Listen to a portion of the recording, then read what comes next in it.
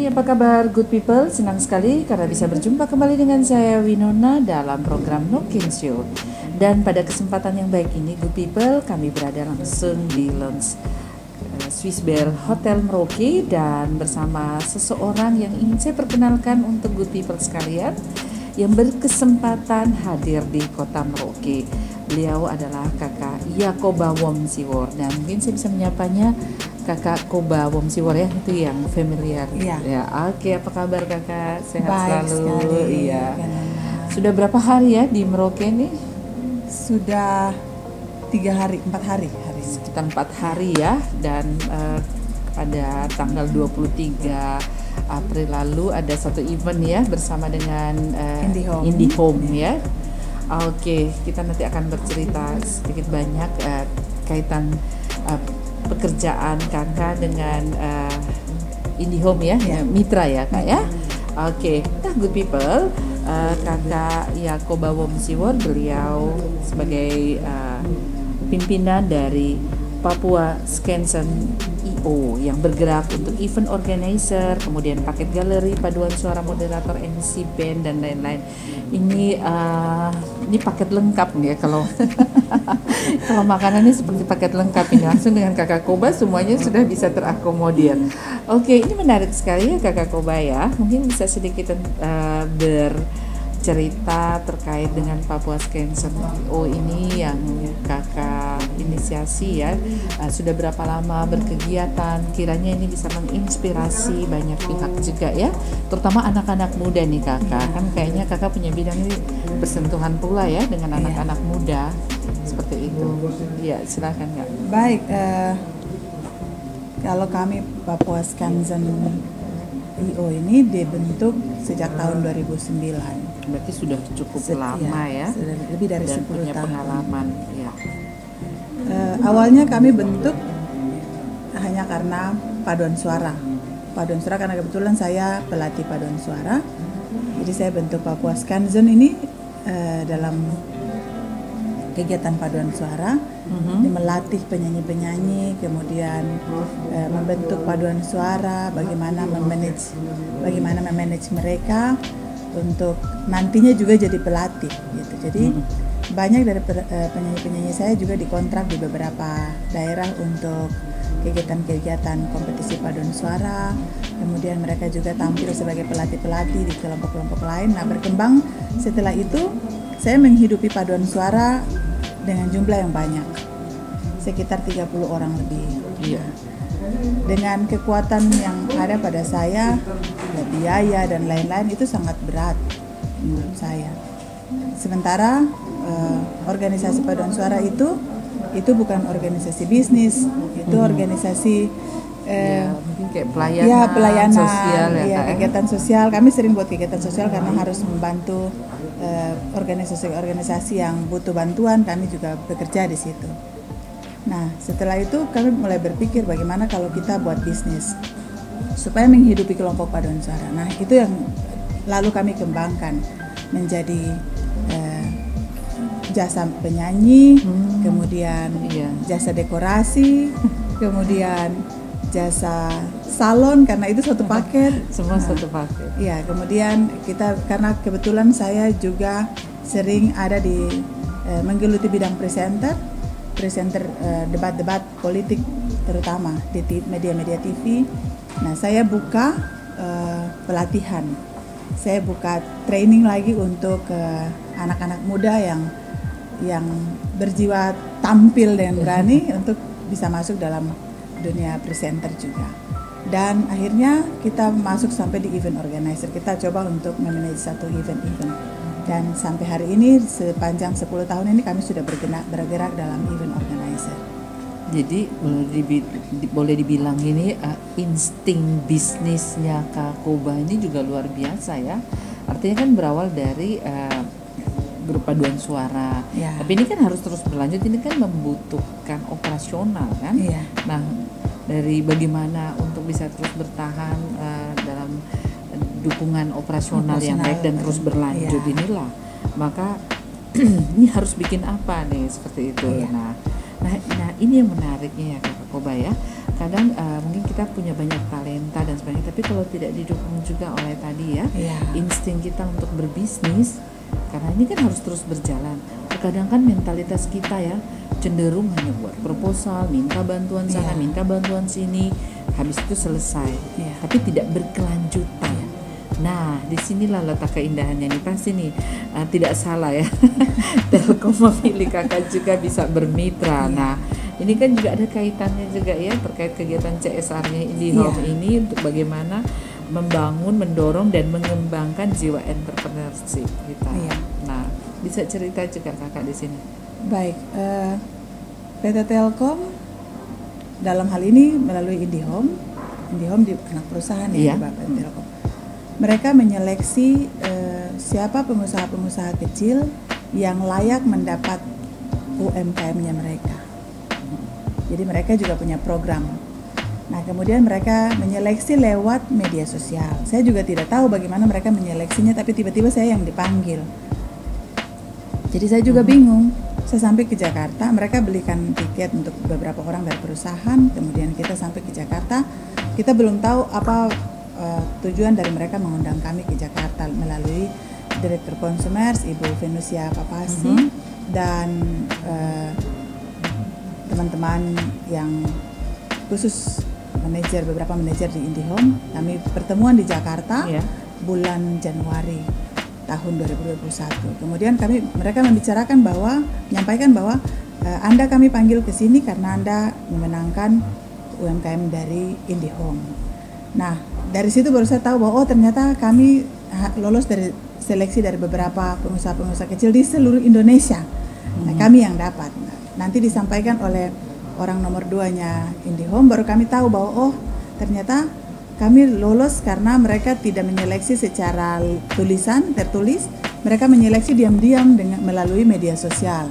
Nah, baru kami yang layak untuk menerima. Jadi, kami dijadikan mitra, kemudian mitra itu bisa membantu mereka dalam beberapa program-program yang mereka kerjakan di Papua, terutama untuk memperlebar jaringan telekomunikasi yang ada di Papua dalam menyambut kegiatan PON terutama, dan juga menyentuh pelosok dengan jaringan internet untuk bisa membantu komunitas, baik itu secara resmi dari anak-anak sekolah, pengusaha-pengusaha dan masyarakat di kampung-kampung untuk bisa ada di dalam jaringan telekomunikasi yang layak melalui IndiHome.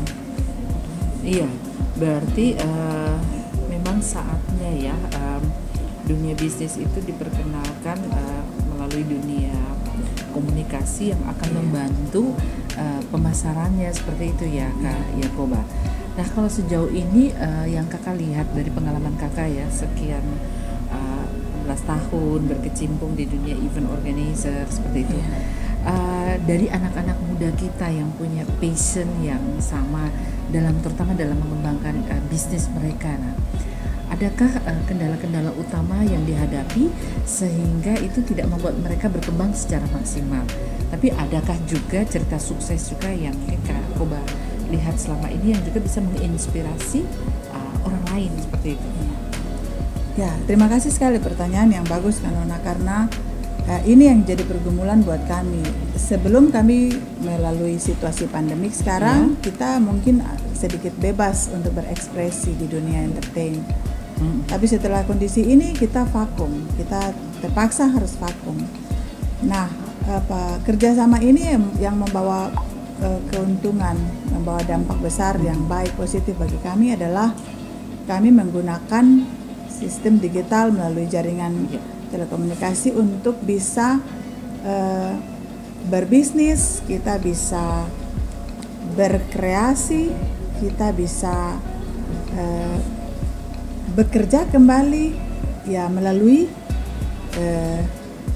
jaringan telekomunikasi terutama IndiHome untuk melakukan banyak hal sebenarnya, walaupun situasi yang pandemik ini membuat kita tidak bisa bersentuhan langsung, tapi saya pikir melalui jaringan telekomunikasi ini kita bisa buat apa saja. Nah, bersyukur sekali karena kemarin IndiHome memberikan kami satu kesempatan dengan menghadirkan website Wonderful Papua. Wonderful Papua ini akan menjadi milik kita anak-anak Papua untuk memberikan kreativitas yang luar biasa yang mungkin selama ini vakum. Teman-teman fotografer misalnya, kemudian teman-teman penyanyi, terus teman-teman pebisnis kecil. Akhirnya kita bisa berhadapan dengan e-commerce. Kita berhadapan dengan bisnis yang walaupun situasi seperti ini, semua orang jadi vakum untuk melakukan sesuatu, tapi kita bisa lewat kemampuan digital, kita bisa menembus jaringan untuk akhirnya mendapatkan sesuatu dari situ, income untuk kita. Nah, kalau tantangannya adalah kita, menurut saya saya lihat kita kurang peka dan kurang merespon dengan cepat. Karena lewat Wonderful Papua ini saya coba membuat event-event. Pertama saya buat event pameran batik. Nah, artinya supaya mengangkat kita punya usaha-usaha kecil dari perempuan-perempuan Papua yang sudah mencoba membatik ini supaya bisa dikenal banyak orang, karena di dalamnya muatan-muatan budaya itu sangat kaya. Mereka angkat motif-motif itu dari memang betul-betul asli dari budaya dan tradisi setiap suku yang coba mereka kembangkan lewat budaya membatik. Mereka mengabadikan motif-motif itu di atas kain. Jadi akhirnya itu yang saya coba angkat pertama, kita buat pameran batik. Saya mengusulkan kepada pihak IndiHome, lalu IndiHome puji Tuhan mereka datang dengan semua tim, lalu mereka buat kegiatan besar di Jayapura, launching Wonderful Papua. Pertama kali kita bikin pameran batik.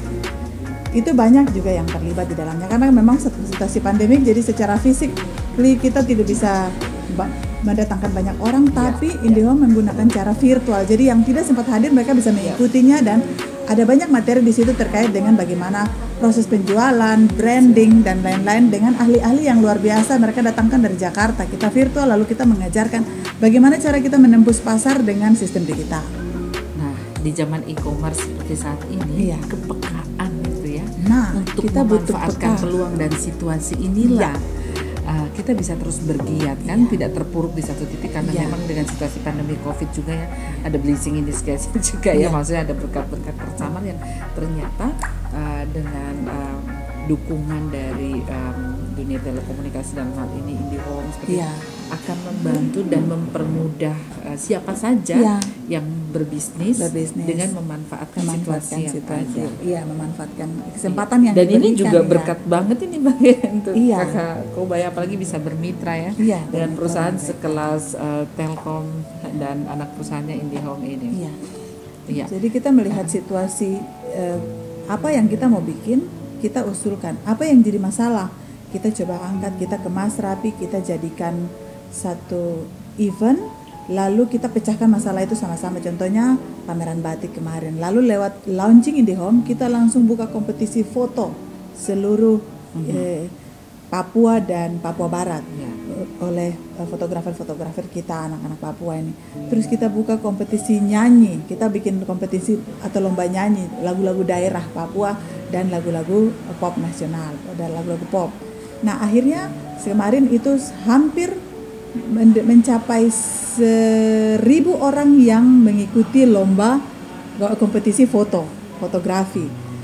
61 orang mendaftar untuk ikut kompetisi nyanyi, dan akhirnya tanggal 22 kemarin kita bikin grand final di Jayapura untuk semua lomba-lomba yang kita kompetisikan pada saat launching itu dilakukan di Jayapura.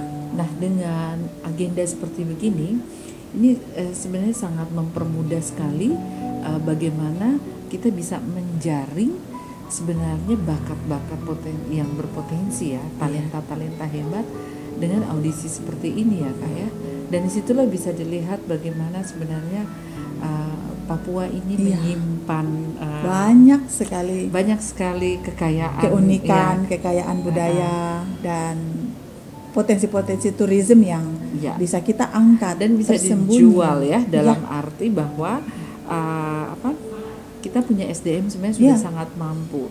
Jadi ada keseimbangan antara sumber daya alam kita yang luar biasa dikelola oleh SDM juga yang luar biasa untuk mendatangkan tentunya kebaikan kan, terutama kalau mau disasar ini kita lihat bagaimana anak muda harus bisa belajar melihat peluang-peluang ini yang sebenarnya di depan mata ya Kak ya. Tinggal insting kita ini yang mungkin terus dipacu, apalagi dengan kehadiran figur Kakak Yakoba ya, yang boleh dibilang bisa menginspirasi sebenarnya anak-anak muda lainnya untuk bergiat mungkin, apalagi sekarang bisa hadir juga di wilayah selatan Papua seperti ini.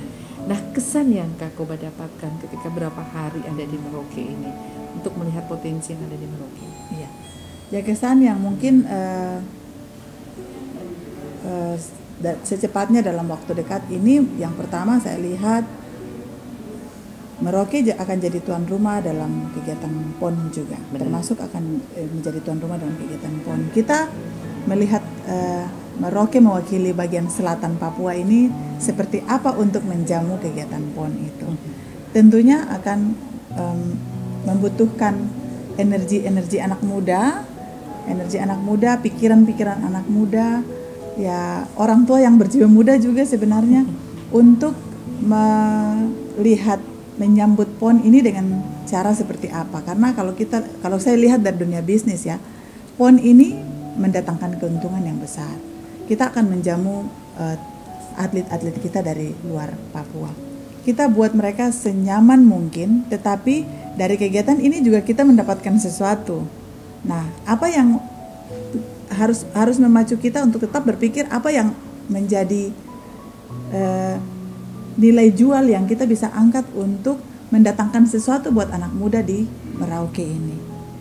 Nah, karena di beberapa daerah lain, misalnya Mimika dan Jayapura juga sudah mulai melakukan persiapan. Saya pikir itu kalau dalam jangka panjang kita butuh energi untuk berpikir ke depan lebih jauh seperti apa, dengan tetap berprinsip bahwa kami tetap bisa dalam keadaan apapun. Dunia ini berkembang dengan sangat dinamis, akan ada banyak tantangan yang kita hadapi. Tapi kalau kita padam hanya karena tantangan itu berat, saya pikir itu juga tidak fair untuk kita. Kita tidak akan bisa buat apa-apa sementara kita di dunia ini kita akan berhadapan dengan tantangan yang juga diciptakan oleh dunia luar kepada kita gitu. Jadi apapun beratnya tantangan yang kita hadapi, kita coba untuk menembus semua itu dengan berpikir bagaimana kita bisa keluar dari masalah. Kita mencari solusi, jangan sampai ada masalah kita juga jadi masalah di dalam situ.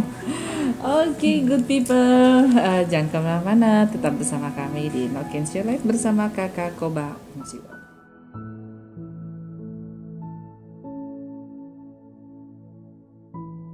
Oke, good people, kembali lagi masih bersama saya Winona dan juga Kakak Yakoba Womsiwor.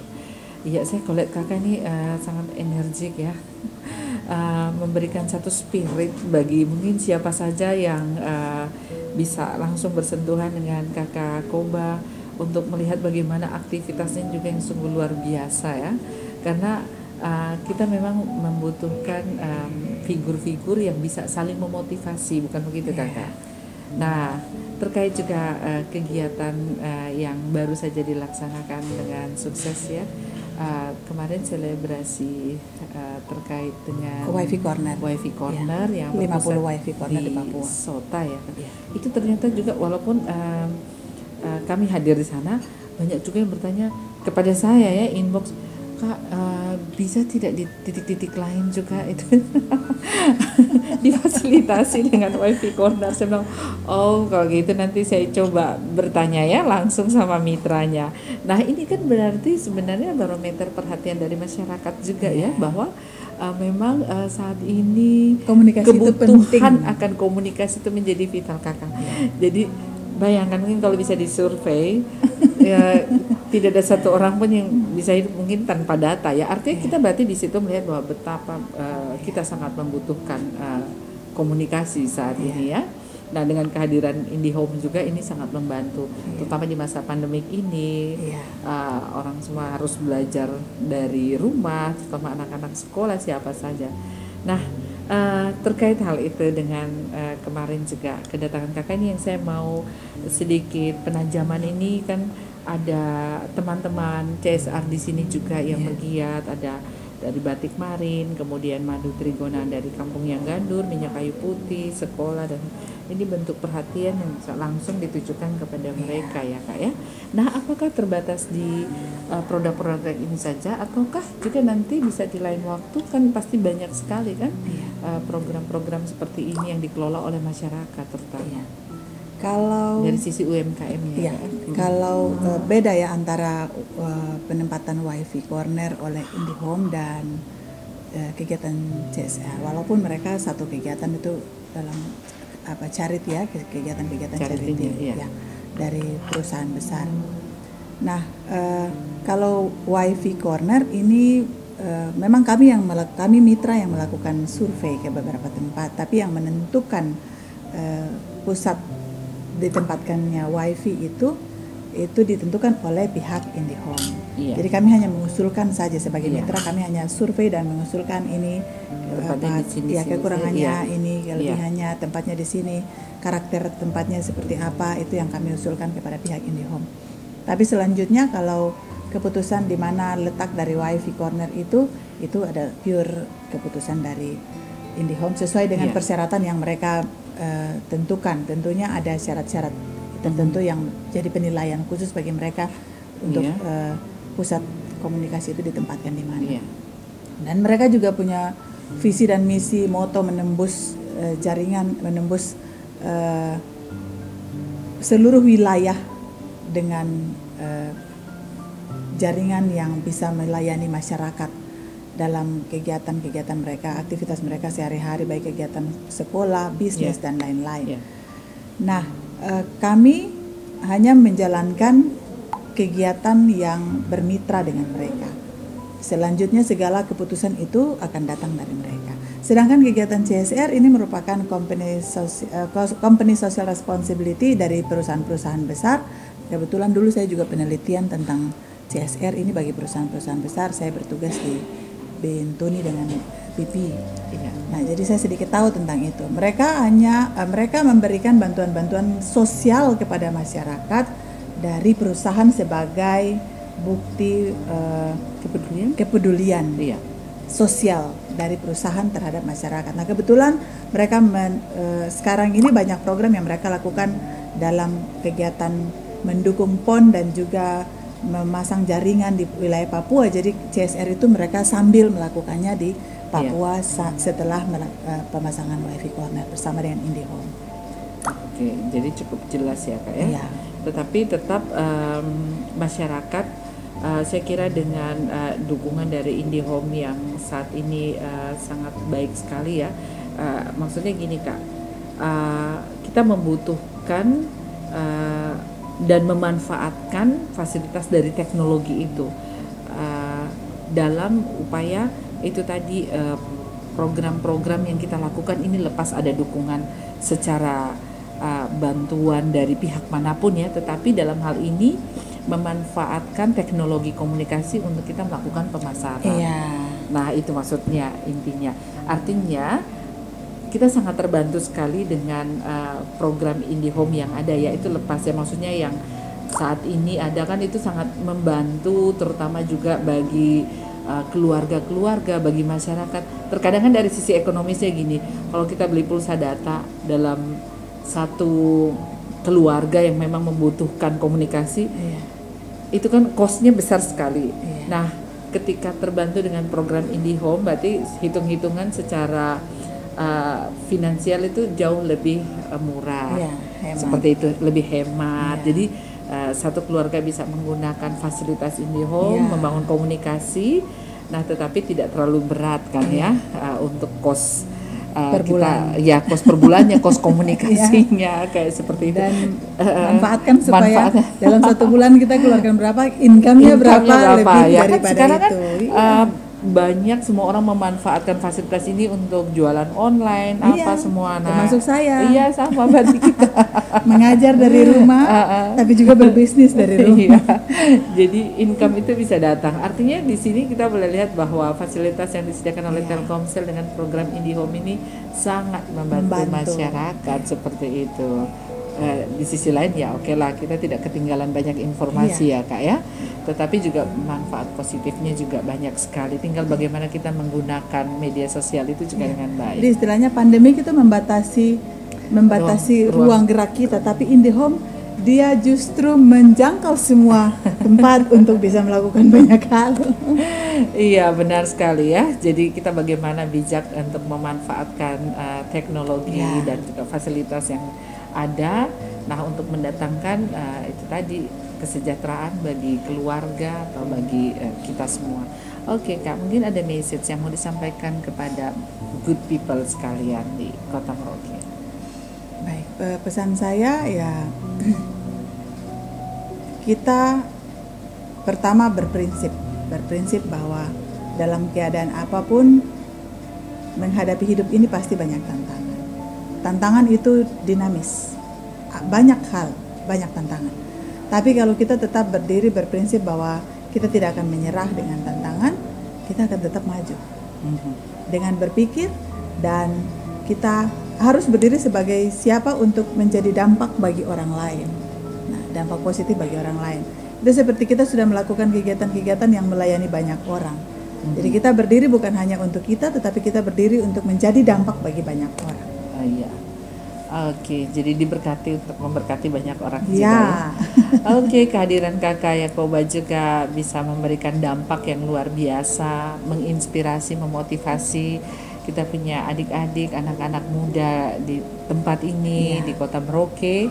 Dan tentunya tidak sampai di sini saja ya Kak Yakoba ya. Kita berharap tentunya ada support, dukungan, dan bahkan membangun kerjasama dengan semua teman-teman yang ada di Kota Merauke. Karena ada dukungan jaringan yang kita bisa terus membangun komunikasi dan itu harus terus dimanfaatkan. Oke, good people, demikian bincang-bincang hangat saya bersama Kakak Yakoba Bomciwor langsung dari Swiss Bell Hotel Merauke. Good people, saya Winona undur diri. Terima kasih untuk kebersamaan kita. Sampai jumpa dan tetap semangat. Jangan lupa selalu manfaatkan fasilitas IndiHome di rumah untuk semua keperluan kita yang mendatangkan kebaikan. Saya Winona undur diri.